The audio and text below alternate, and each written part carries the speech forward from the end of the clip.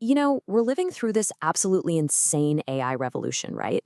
It feels like every single day there's some new breakthrough that just completely blows our minds. And a huge part of that has been AI video. But what if that video wasn't just something you watch? What if it could actually talk back to you? Let's get into it. Okay, so you've seen the stuff from models like Sora 2, right? It's just stunning. The realism, the quality, those tiny little micro expressions, it's incredible. But here's the thing, and it's a big but. As amazing as it all is, it's still just passive content. It's like a movie. You can look, but you can't touch, you can't interact. It's a total one-way street. And that simple question, well, that's what changes the whole game. What happens when that person on the screen isn't just a video somebody generated earlier, but a real-time interactive intelligence?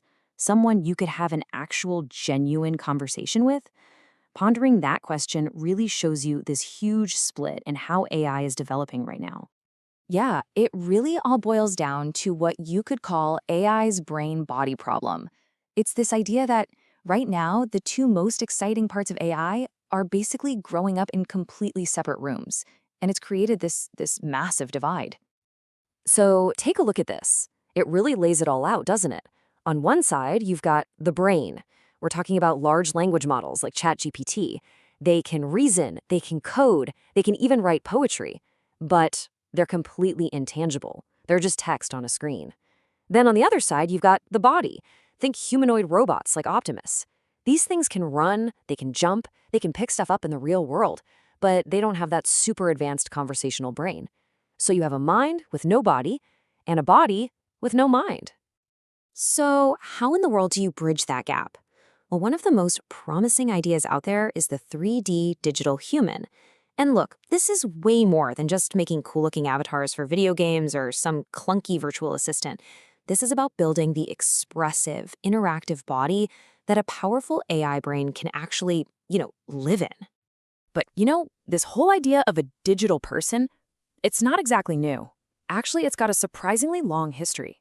We're talking decades, evolving right along with computer graphics and internet culture. You can really break down the evolution into three big stages. First up, back in the early 2000s, it was all about movie magic. Think Gollum from The Lord of the Rings.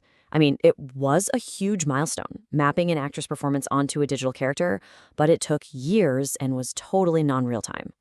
Then, around 2007, we got virtual idols like Hatsune Miku, which showed that these digital characters could be valuable IP, but the interaction was still pretty weak. The real game changer, though, came in the 2010s with the AI era. That's when projects like Microsoft's Shotwaste started giving these avatars an actual brain, something that could think and talk on its own. So once powerful AI hit the scene, the whole industry kind of split and went down two totally different roads. One path was all about making 2D video look more realistic. But the other path, that one was aiming for something way more ambitious. True, real-time 3D interaction. And this chart really just nails the difference. The 2D approach, that's basically just fancy lip syncing on a video. The goal there is just to make an AI speak. But the 3D approach, that's language-driven body generation. The goal is so much bigger. It's to let an AI truly express itself. We're talking gestures, facial expressions, body language, all of it generated on the fly, in real time. And that's the key to real interaction. The magic behind all this is something called a language action model, or LAM for short. So unlike a large language model, which just spits out text, a LAM takes language as an input and generates this whole package of expressive signals. The voice, the movements, the facial expressions. It's basically the engine that translates the AI's thoughts into actual digital action. Okay, so if 3D is so much better, why aren't these things everywhere already? It's a good question. Well, for years, the industry's been stuck in something called the impossible triangle. It's this really fundamental problem that's held everything back. Here's how it works: high quality, low cost, and low latency, real-time speed. You can have any two, but you can't have all three. It's like, you want amazing quality and real-time speed? Sure, but it's going to cost a fortune in hardware, so you can't scale it. Okay, what about low cost and easy to scale?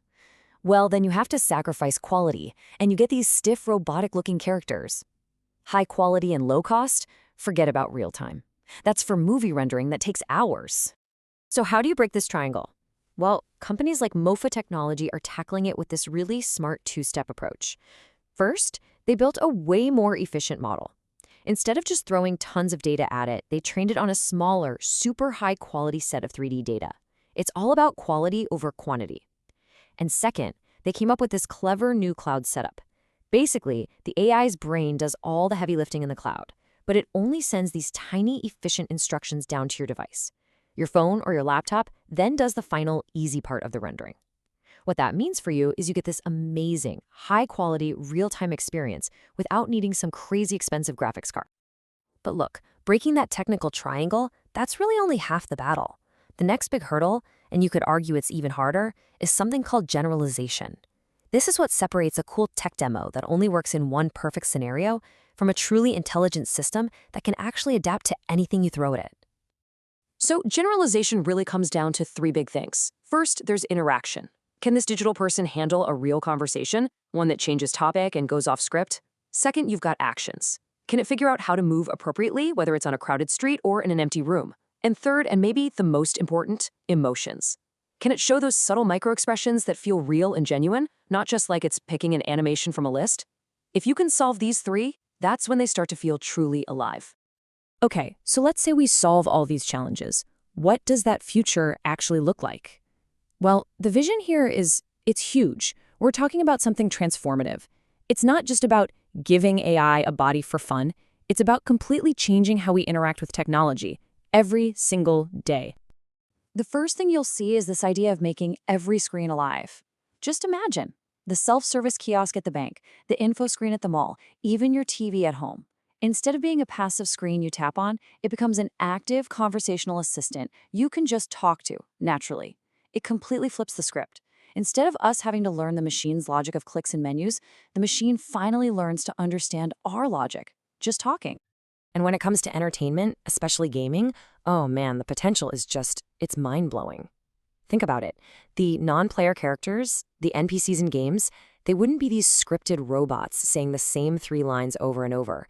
Imagine an NPC that actually remembers what you said to them yesterday, that reacts emotionally to the choices you make. An NPC that helps you create a story that is completely unique to you every single time you play. That's a whole new world.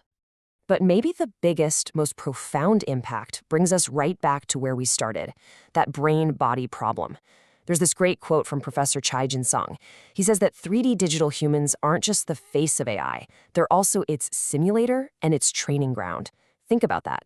They're a safe, virtual world where an AI can learn how to move, how to interact, how to control a body, and all the data from that training, it can then be used to teach physical robots, which could massively speed up the development of smart robots in the real world. So what all this does is bring AI closer to us than ever before. It's the evolution from this abstract, disembodied brain in the cloud to an expressive, interactive being that we can actually connect with.